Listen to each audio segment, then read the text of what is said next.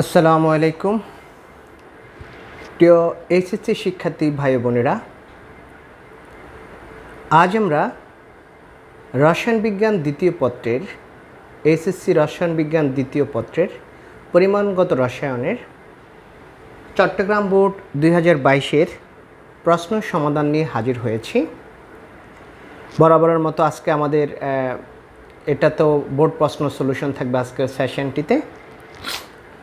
সেশনটি শুরু করার পূর্বে আমরা একটু ছোট্ট রিকোয়েস্ট করব যে আমাদের চ্যানেলে যারা নতুন, সপ্তডিঙ্গা টিউটোরিয়াল একাডেমি, তারা আমাদের এই ক্লাসটা যদি তাদের ভালো লেগে থাকে, আমাদের যে ক্লাসগুলো আমরা দিয়ে থাকি, তাহলে আমরা রিকোয়েস্ট করব আমাদের চ্যানেলটিকে সাবস্ক্রাইব করে আমাদের সাথে থাকার জন্য।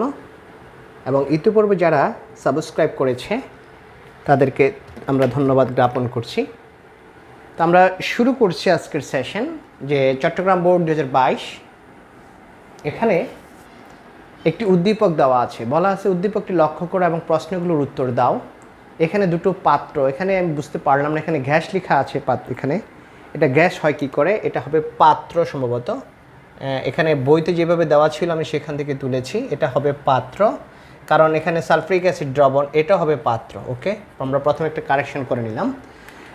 এখানে এই পাত্রে যেটা, সেটা হচ্ছে 20 millilitre semi molar sulphuric acid দ্রবণ এই পাত্র, এবং 100 মিলিলিটার ডেসিমোলার MOS দ্রবণ, এটা হলো বি পাত্র।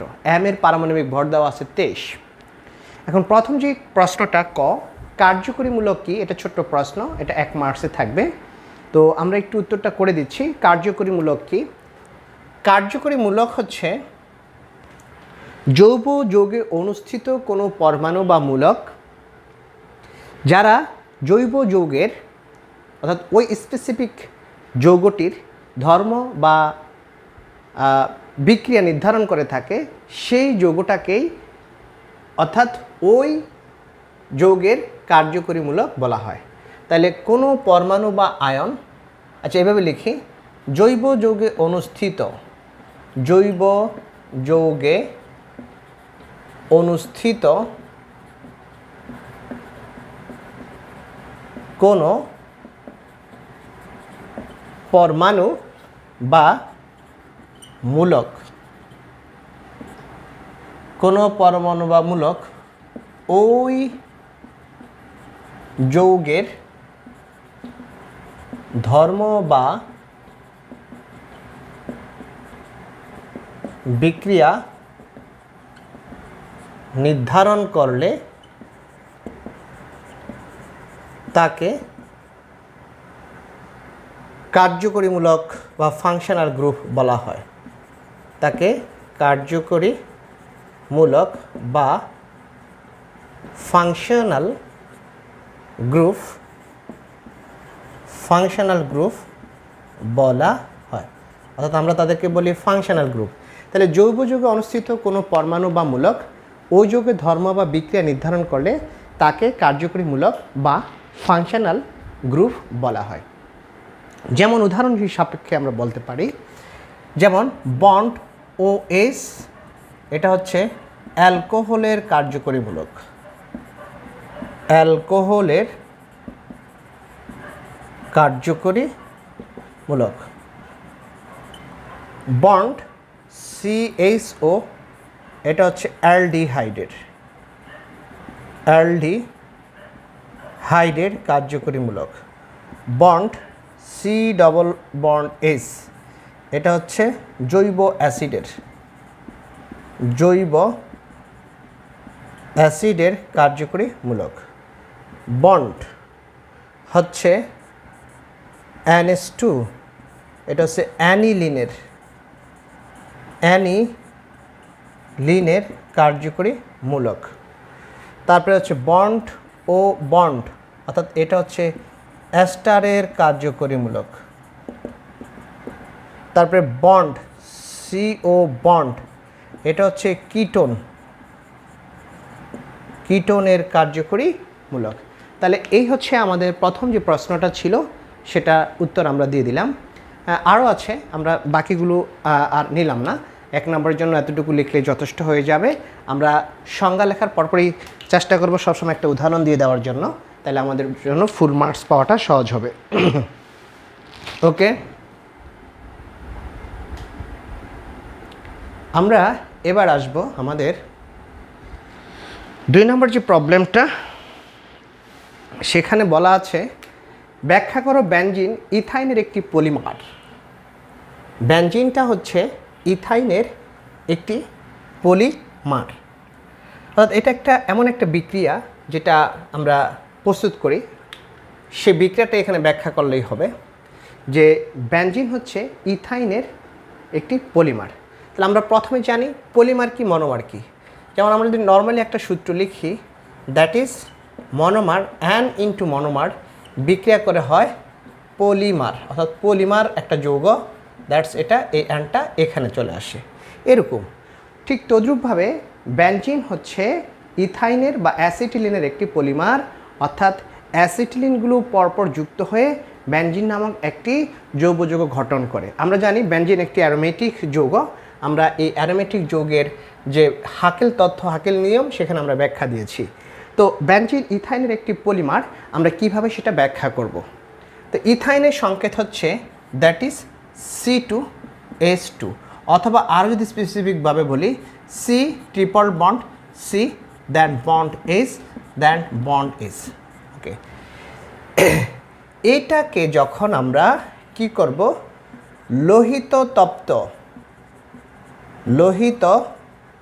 তপ্ত আয়রন, যেটাকে আমরা বলি রেড হট টিউব, ভালো মতো খেয়াল করতে হবে, যেটাকে আমরা ইংরেজিতে বলি রেড হট টিউব, অর্থাৎ লোহিত তপ্ত টিউব আয়রনের রেড হট টিউব।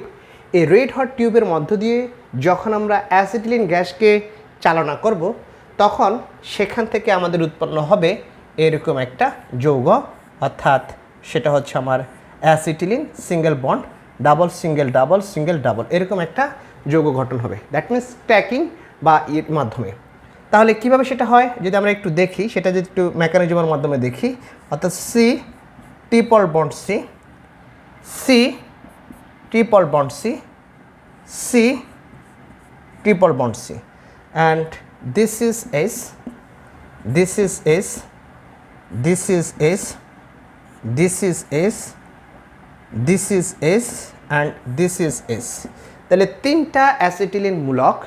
এই অ্যাসিটিলিন মূলকগুলো যখন আমরা লোহিত তপ্ত অর্থাৎ রেড হট টিউবের মাধ্যমে যখন আমরা পাস করাবো, তখন এদের মধ্যে বিক্রিয়া হয়, যেটি স্ক্র্যাকিং, ভেঙে যায়। ভেঙে গিয়ে তাদের মধ্যে বিক্রিয়া ঘটে এবং সেটা একটা চেইন বিক্রিয়ার মাধ্যমে 3 অণু অ্যাসিটিলিন গ্যাস মিশ্রিত হয়ে বা একত্রিত হয়ে তখন আমার এই যৌগটা উৎপন্ন করে, যেটাকে আমরা বলছি বেনজিন। সেটা কীভাবে হয় যদি মেকানিজম দেখায়, আমরা জানি সিঙ্গেল এবং পাই বন্ধনের মধ্যে পাই বন্ধন হচ্ছে অপেক্ষাকৃত দুর্বল বন্ধন। সেটারও ব্যাখ্যা আমরা আমাদের ক্লাসে দিয়েছি, কেন সিগমা বন্ধন শক্তিশালী, পাই বন্ধন দুর্বল। তো এটা হচ্ছে মাঝখানেরটা হচ্ছে আমার হলো সিগমা বন্ধন, দুই পাশেরটা আমার পাই বন্ধন। তাহলে পাই বন্ধন ভেঙে যাবে। ওকে, পাই বন্ধন যদি ভেঙে যায় তাহলে সেটা এইভাবে যদি ভেঙে যায়, এই যে লাইক দিস, তাদের ফ্রি রেডিক্যালের মাধ্যমে যদি আমি ভাঙা দেখাই, এটা ভেঙে গেল, দেন এখানে এটা ভেঙে গেল, দেন এখানে এটা ভেঙে গেল। ভেঙে যাওয়ার পর তখন তাদের মাঝখানে এটার সাথে এটার একটা বন্ধন হয়, এটার সাথে একটা বন্ধন হয়, এটার সাথে একটা বন্ধন হয়। তখন এইভাবে যখন বন্ধন হয়, তখন এরা যে অবস্থানটা নেয় সেটা অবস্থানটা এরকম হয়ে যায়। অর্থাৎ যেমন আমরা যদি দেখাই সি, এই ডাবল বন্ড সি, দেন এটার সাথে এইটা নিয়ে বললো এই সি, দেন হচ্ছে আবার ডাবল বন্ড সি, তারপরে এইদিকে হচ্ছে আমার সি, দেন ডাবল বন্ড সি, দেন সি। এইভাবে এই যে এখানে জাস্ট এই দ্বিবন্ধন, এই কার্বনের সাথে কার্বন বন্ধন করে সিঙ্গেল বন্ধন, এই কার্বন কার্বন দ্বিবন্ধন, এটার সাথে এটা করে সিঙ্গেল বন্ধন, কার্বন কার্বন দ্বিবন্ধন, এইটার সাথে এটা সিঙ্গেল বন্ধন, এবং প্রত্যেকটার সাথে একটা করে হাইড্রোজেন আছে। This is hydrogen, this is hydrogen, this is hydrogen, this is hydrogen, this is hydrogen. এবং এখানে যে ইলেকট্রনগুলো আছে আমরা দেখতে পেলাম, এই ইলেকট্রনগুলো এটার ভিতরে স্বতঃস্ফূর্তভাবে ঘুরতে থাকে। ঘোরার কারণে এই ইলেকট্রনগুলোকে বলা হয় ডিলোকালাইজড, মানে এই ইলেকট্রনগুলোকে লোকালাইজড করা যায় না। এদের অবস্থান বা কোন জায়গাটায়, লোকেশনটা কোথায়, এটা নির্ধারণ করা যায় না। এটা প্রতি মুহূর্তে চেঞ্জ হয় তার অবস্থানটা। এই জন্য এই যে এই ইলেকট্রন, এই যে ইলেকট্রনগুলোকে বলা হয় সঞ্চরণশীল, মুভএবল, সঞ্চরণশীল ইলেকট্রন। অথবা এই ইলেকট্রনগুলো যখন ঘুরে তখন পাই বন্ধনটা প্রতি মুহূর্তে চেঞ্জ হয়। এখান থেকে সিঙ্গেল বন্ধন এখানে চলে যায়, পাই বন্ধন এখানে চলে যায়, সিঙ্গেল বন্ধন এখানে থাকলে ডাবল বন্ড হয়ে যায়, এই সিঙ্গেল বন্ধন ডাবল বন্ডল সিঙ্গেল বন্ডল হয়ে যায়। অর্থাৎ দুই রকমের স্ট্রাকচার হয়। যেমন এটা এখানে ছিল সিগমেন্ট বন্ড, আরেকটা আমরা বন্ধন যদি দেখাই সিগমন সিঙ্গেল সিঙ্গেল, ওকে 1 2 3 4 এরকম। তাহলে এখানে ছিল ডাবল, এটা হয়ে গেল সিঙ্গেল, দেন ডাবল সিঙ্গেল, দেন ডাবল সিঙ্গেল, দেন ডাবল। অর্থাৎ দেখা যাচ্ছে যেখানে ডাবল সেখানে সিঙ্গেল হয়ে গেল, যেখানে সিঙ্গেল সেখানে ডাবল হয়ে গেল, যেখানে ডাবল সেখানে সিঙ্গেল হয়ে গেল, যেখানে ডাবল সেখানে যেখানে সিঙ্গেল সেখানে ডাবল হয়ে গেল, যেখানে ডাবল সেখানে সিঙ্গেল হয়ে গেল, যেখানে ডাবল সেখানে সিঙ্গেল, যেখানে ডাবল হয়ে গেল। তাহলে দুই রকমের স্ট্রাকচার আমরা পাই। এই স্ট্রাকচারগুলোকে বলা হয় বেনজিনের ক্যানোনিক্যাল স্ট্রাকচার বা রেজোনেটিং স্ট্রাকচার। তাহলে আমরা অ্যাকচুয়ালি দেখতে পেলাম কি, আমরা দেখতে পেলাম যে 3টি অ্যাসিটিলিন গ্যাস লোহিত তপ্ত বা রেড হট টিউবের মধ্যে যখন পাস করা হয় তখন বিক্রিয়ার মাধ্যমে সেখানে একটা বেনজিন নামক জৈব যৌগ উৎপন্ন হয়, একটা অ্যারোমেটিক যৌগ। এই জন্য আমরা বলতে পারি যে বেনজিন হচ্ছে ইথানের একটি পলিমার, কারণ এখানে এনের মান হচ্ছে 3 আর এখানে টোটাল 3 অণু মিলে পরস্পরের মধ্যে একটা যৌগ গঠন করে। এটাকে এভাবে লিখতে পারি C2H2 দেন হোল 3 অর্থাৎ C6H6। তাহলে আমরা প্রথমে যে বিক্রিয়াটা লিখেছিলাম সেই বিক্রিয়াটার সাথে আমার এটা মিলে গেল। That means this is monomer, this is polymer. সুতরাং আমরা বলতে পারি বেনজিন ইথাইনের একটি পলিমার। ওকে, আমরা এটা সলভ করে ফেলছি। আমরা এবার আসবো গ নাম্বার।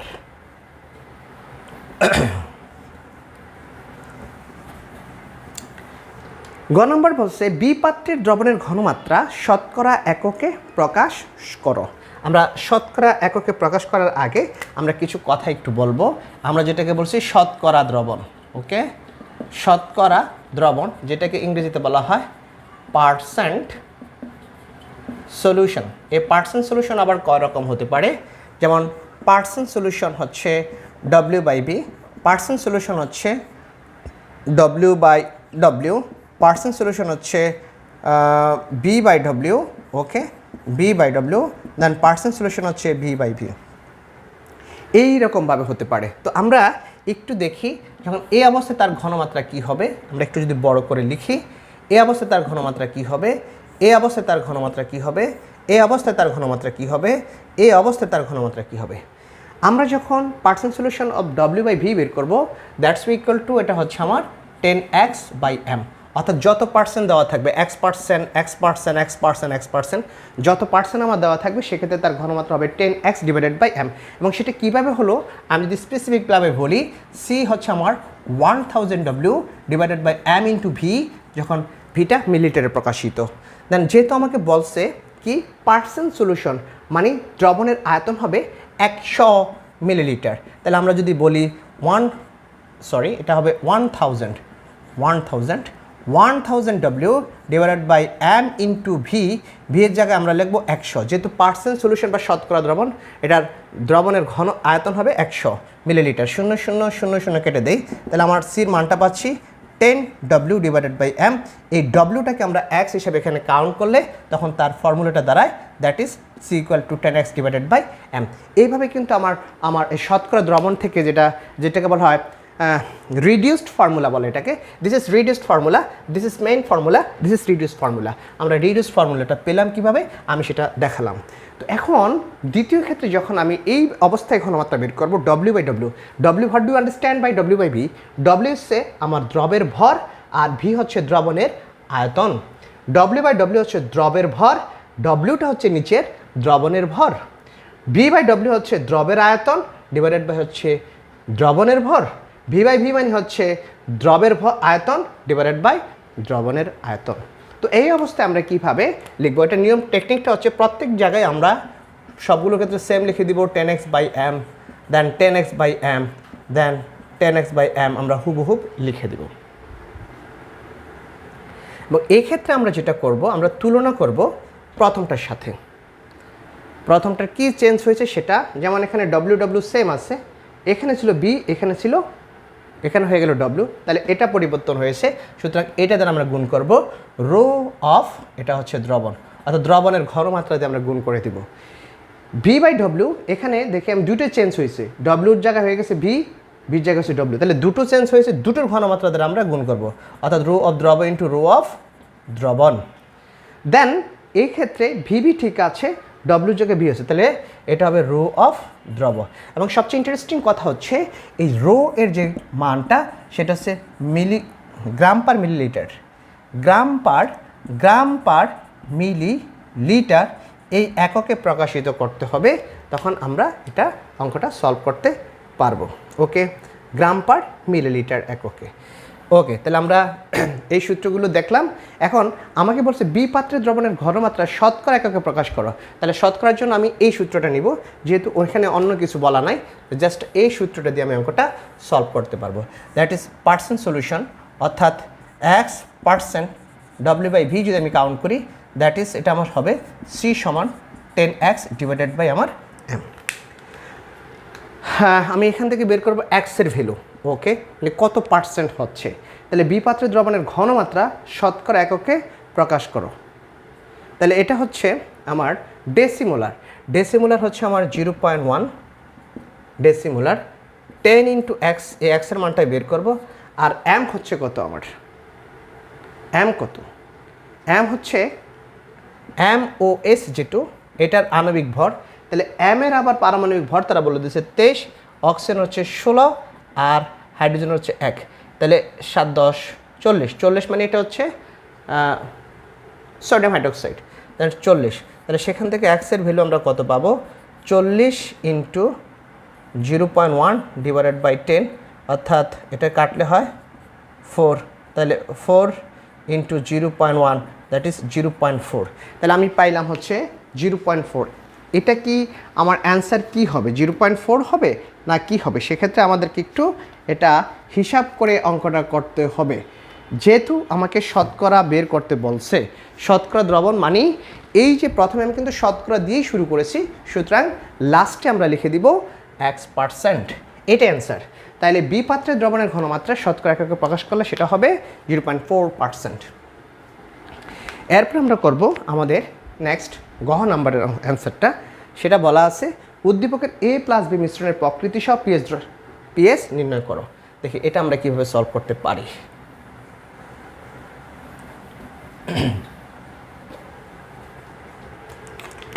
গহতে বলা আছে এ এবং বি, তাহলে এ পাত্রে আমি মোট দ্রবের মোল সংখ্যা বের করি, অর্থাৎ এরকম অঙ্ক আমরা অনেকগুলো সলভ করছি, সেটার আলোকে আমরা করব।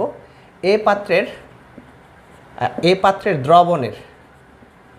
দ্রবণের মোল সংখ্যা বের করি। আমরা জানি সি সমান হচ্ছে 1000 W divided by m of V then millilitre, then C সমান হচ্ছে আমার 1000 by V into ml into W by m, তাহলে 1000 দেন V ml ইন্টু এটাই হচ্ছে আমার মোল সংখ্যা, W বাই হচ্ছে আমার মোল, তাহলে আমি লিখতে পারি n সমান কি, n সমান হচ্ছে C into V millilitre divided by হচ্ছে আমার 1000 আমরা জানি। তাহলে আমরা প্রথমে বের করি এ এর মোল সংখ্যা। এর মোল সংখ্যা কত, সি মানে হচ্ছে আমার এখানে সেমি মানে হলো 0.5 আর সেন্টিমোলার হচ্ছে 0.01 ইন্টু 20 ডিভাইডেড বাই হচ্ছে আমার 1000। তাহলে আমরা একটু ক্যালকুলেটর দিয়ে করে দেখি তো কত হয় এটা। That means 0.5 into 20 equal to ভাগ হচ্ছে আমার 1000 সমান 0.01, এটা হচ্ছে 0.01 মোল। তাহলে আমরা একটু এখানে লেখা রাখি, এটা হচ্ছে 0.01 মোল এ পাত্রের। দেন বি পাত্রের জন্য দ্যাট ইজ NO_B, এই একই সূত্র দিয়ে আমরা করব। সি হচ্ছে ডেসিমোলার মানে 0.1 ইন্টু ভি আছে 100 ডিভাইডেড বাই হচ্ছে 1000, তাহলে 0 0 0 0 আমরা যদি কেটে দেই তাহলে কত হয়, 0.1 ভাগ হচ্ছে 10 দ্যাটস ইকুয়াল টু, এটাও আমি পাচ্ছি 0.01 মোল। তাহলে বি পাত্রের ঘনমাত্রা পাইলাম 0.01 মোল, তাহলে এও 0.01, বিও পাইলাম 0.01। এখন উদ্দীপকের A+B মিশ্রণের প্রকৃতি সহ পিএস নির্ণয় করো। ওকে, তাহলে আমরা এটা প্রথমে অঙ্কটা সলভ করে ফেলছি।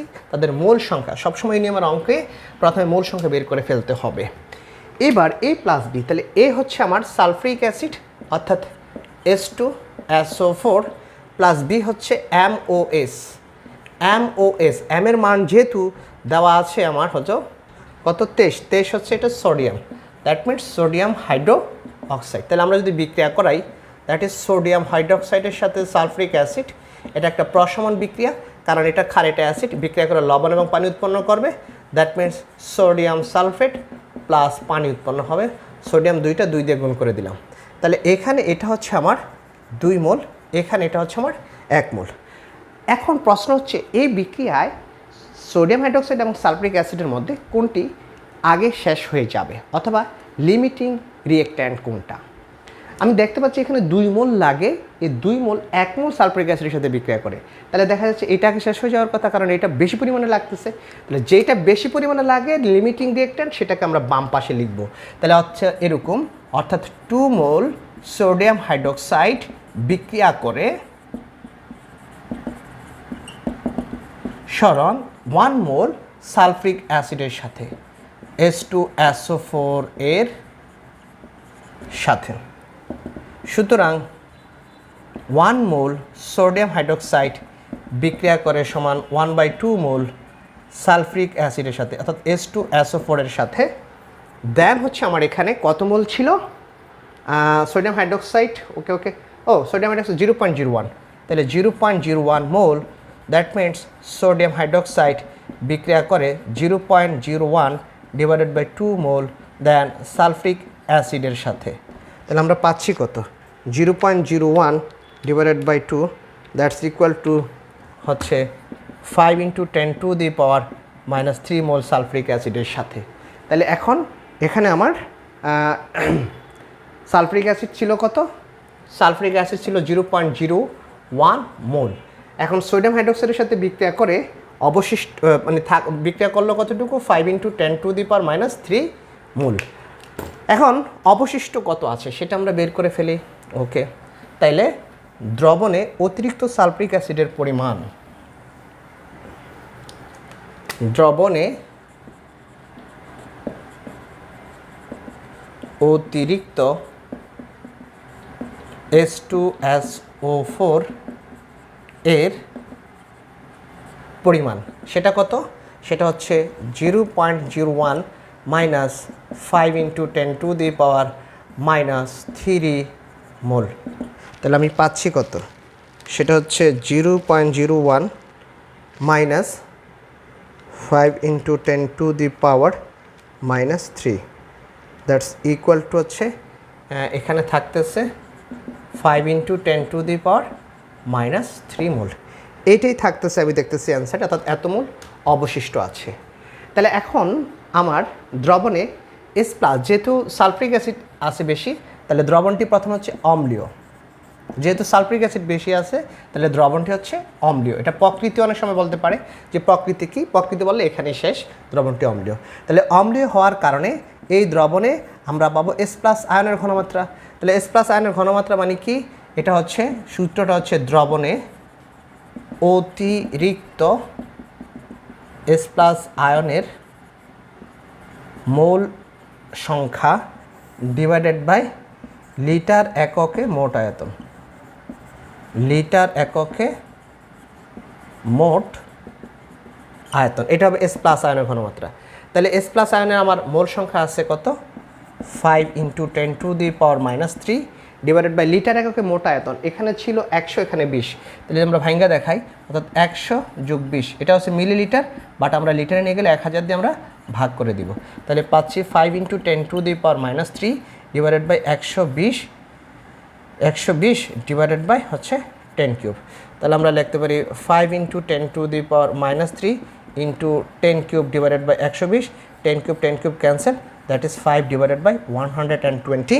তাহলে এটা পাচ্ছি 5 ডিভাইডেড বাই 120 ইকুয়াল টু হচ্ছে 0.0416, এরকম রিপিটেড টার্ম বারবার আসতেছে 0.0416। তাহলে আমরা পেয়ে গেছি এটা। এখন আমাকে বলছে পিএইচ বের করতে। তাহলে এখন প্রশ্ন হচ্ছে সালফ্রিক অ্যাসিড থেকে আমরা S+ পাই কয়টা। সালফ্রিক অ্যাসিডকে যদি আমরা আয়নিত করি, সে এই হচ্ছে সালফ্রিক অ্যাসিড, তাহলে H2SO4 এর সাথে যদি আমি পানি দেই, এই সালফিউরিক অ্যাসিডটা আয়নিত হয়ে যাবে, সেখানে হবে S plus ion then aqueous, আর একটা হচ্ছে sulphate ion SO4 2- then aqueous. But sulphuric অ্যাসিডে S প্লাসের সংখ্যা হচ্ছে দুটো, তাহলে এখানে এটাকে 2 মোল আমি S প্লাস আয়ন পাবো। দ্যাটফোর S প্লাস আয়নের মোট মোল সংখ্যা হচ্ছে 2 ইন্টু একটা S প্লাস আয়নের মোল সংখ্যা 0.0416 এত মোল পার লিটার। তাহলে কি আসতেছে সেটা হচ্ছে আমার 2 ইন্টু 0.0416 ইকুয়াল টু হচ্ছে 0.0832, অর্থাৎ 0.0832। এটা আমার কিন্তু এখন অ্যান্সার বের হয়নি, আমাকে বলছে পিএস নির্ণয় করতে, আমার বলছে পিএস নির্ণয় করতে। তাহলে আমি S প্লাস আয়ন পেয়ে গেছি, এখন আমরা বের করতে পারবো পিএস। তাহলে pS is equal to minus log of S plus ion then ঘনমাত্রা, মানে টোটাল এটার। তাহলে 0.0832 ইকুয়াল টু হচ্ছে আমরা যদি বের করি, অর্থাৎ minus log of first bracket 0.0832 bracket close equal to হচ্ছে 1.07। এই অ্যান্সার, এই হলো আমার অ্যান্সার। আমরা 4টা প্রশ্নের অ্যান্সারটি সলভ করে ফেলছি। আমরা প্রশ্নটিকে আর বোর্ডের প্রশ্নটা আর দীর্ঘায়িত করব না, আমরা এখানেই সমাপ্ত করতে চাই। পরবর্তীতে আবার আরেকটা বোর্ডের প্রশ্ন নিয়ে আমরা পরবর্তী ক্লাসে হাজির হব। আজ এ পর্যন্তই, আল্লাহ হাফিজ।